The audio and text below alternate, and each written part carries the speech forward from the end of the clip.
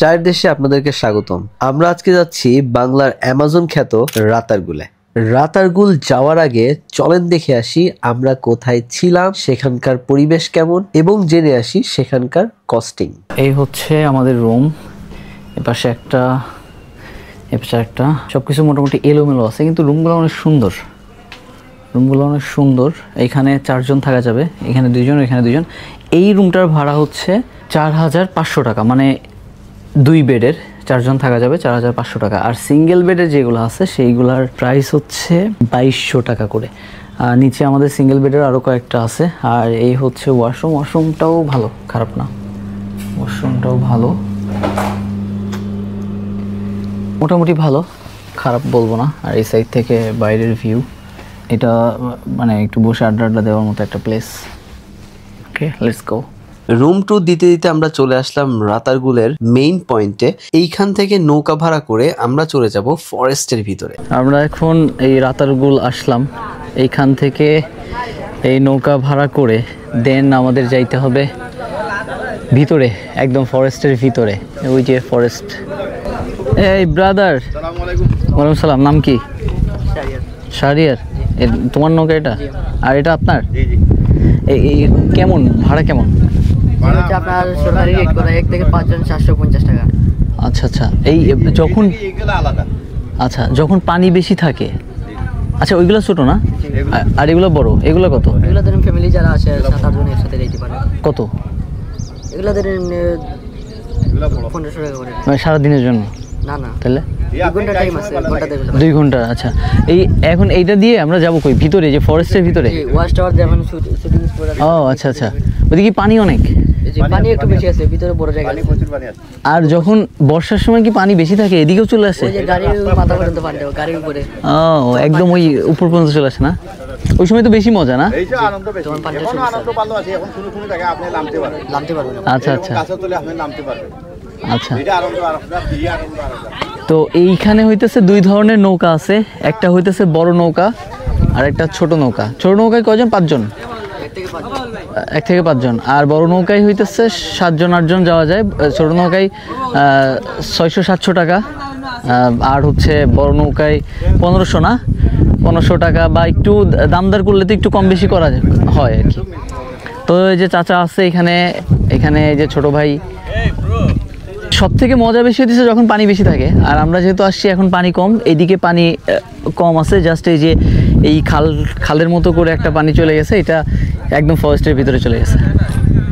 তো আমরা এখন দেখি, আমরা 2 ঘন্টার জন্য একটা নৌকা নিব বা 2টা নৌকা নিতে হবে, নিয়ে আমরা ভিতরে চলে যাব। কি অবস্থা ভাই? এই ব্রো, এই তো জোস, দেখতেছ না পুরো করকরা। ফটোগ্রাফি শুরু হয়ে গেছে, আমার ছবি তুলে দিবেন না? চলেন ভাই। না আরিফ ভাই, ফিলিংস কেমন? না, কি অবস্থা? আলহামদুলিল্লাহ, গরম। ও ভাই, এটা তো ভালো করছেন আপনি ব্রো। এই যে আরেকজন আসতে পারবা না? এই রাকিব ভাই, সোজা করে দেন, নৌকার চালের মতো দিয়ে দেন, এদিকে দেন। কিসে সোজা করে দেন, একদম চালের মতো দিই। হ্যাঁ, এই তো জোস ব্রো। নো সাদা দিয়ে দেন। ভিজা না, সরি ভাই, ওই যে রেখে দেন।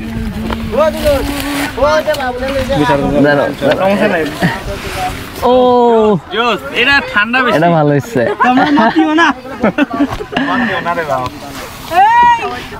কি হয়েছে আপু? ভয়ের কিছু না, আপনারা বরিশালে। আমি ছাতা জানি না। গরু হইছে রে। এই আন্নি, ওদের জি তোমার এই অ্যাক্সিডেন্ট হইলো। গরু আর নৌকা অ্যাক্সিডেন্ট। আমরা এখন রাতারগুলের একেবারে ফরেস্টের ভিতরে চলে যাচ্ছি। আর আমার সাথে আছে ওই যে এই নৌকা, আর ওই পাশে আরেকটা নৌকা আছে। আমরা টোটাল 13 জন আছি, 13 জন। আমি সাঁতার জানি ভাইয়া, সমস্যা নাই। আপু জানে না, আপুর নৌকা চুয়াই দিলে আপু কান্নাকাটি শুরু করবে। ফরেস্টের ভিতরে ঢোকার সময় চোখে পড়লো ঈগলের। এখানে আমরা যারা আছি আমাদের মধ্যে অনেকেই এই জায়গাটাতে কয়েকবার করে আসছে, বাট কখনো ঈগলের দেখা মেলে নাই। আমরা হয়তো বা একটু ভাগ্যবান, এখানে প্রথমবার এসেই ঈগলের দেখা পেয়ে গেলাম। ঈগল, হ্যাঁ, এই যে একটু আগে একটা কালা ঈগল দেখছি, এই যে এটার মতো দেখাও, একদম সেম এটার মতো কালা ঈগল। ও দিবে না, ও খুব ভদ্র ছেলে আমি জানি। না না থাক থাক থাক, চলতে থাক চলতে থাক চলতে থাক। ও যত ভিতরে ঢুকতেছি তত হইতেছে ঠান্ডা একটা ইয়া পাইতেছি। রাতারগুল অনেক ভিডিওতে দেখছি, এবার লাইফে ফার্স্ট টাইম এখানে আমি আসলাম। কিন্তু এর আগে যতবার দেখছি ততবারই আমি দেখছি যে যারা আসছে বৃষ্টি হয়েছে, কিন্তু এখন বৃষ্টি হওয়ার চান্স খুবই কম, একেবারে আকাশ পরিষ্কার। আর ওই যে ওয়াচ টাওয়ার, এটাই হইতেছে ওয়াচ টাওয়ার। তো ভালোই লাগতেছে, কিন্তু অনেক গরম।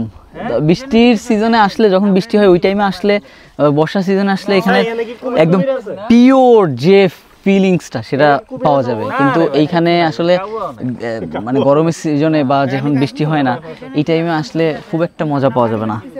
পুড়ে যাইতেছে, একেবারে পুরো শরীর পুড়ে যাইতেছে।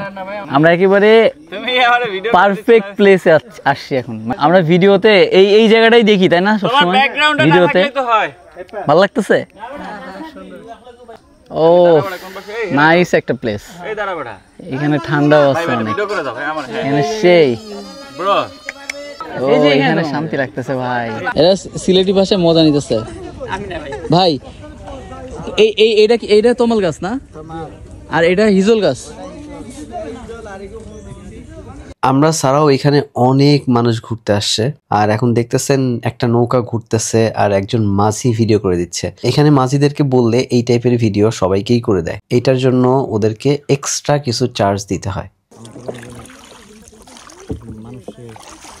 রাতারগুল বাংলাদেশের একমাত্র মিঠাপানির জলাবন, যা সোয়াম্প ফরেস্ট এবং বাংলার অ্যামাজন নামেও পরিচিত, যেটি অবস্থিত সিলেট শহর থেকে 26 কিলোমিটার দূরে গোয়াইনঘাট উপজেলায়।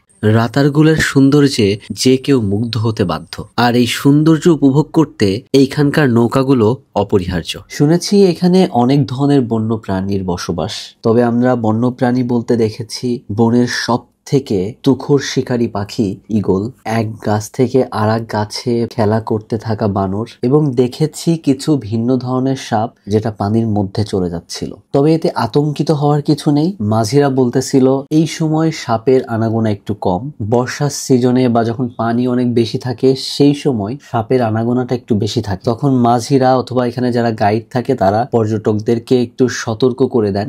একটু সতর্ক থাকলে আমাদের ভ্রমণটা অনেক সুন্দর হবে ইনশাল্লাহ।